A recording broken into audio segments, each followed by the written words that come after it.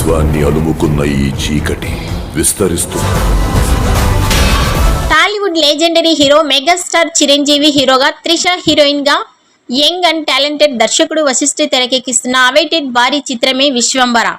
అయితే చాలా కాలం తర్వాత చిరు నుంచి వస్తున్న సినిమా కావడం, భారీ విజువల్ ట్రీట్ చిత్రం ఇదే కావడంతో మొదటి నుంచి మంచి బజ్ ఈ చిత్రంపై ఉంది. అయితే ఎప్పుడో జనవరిలో రిలీజ్ కావాల్సిన ఈ చిత్రం ఇంకా రాలేదు. మధ్యలో చిరుపై కొన్ని స్టిల్స్ వచ్చి సోషల్ మీడియాలో సందడి చేశాయి. కానీ ఇక మరే ఇతర అప్డేట్స్ రాలేదు.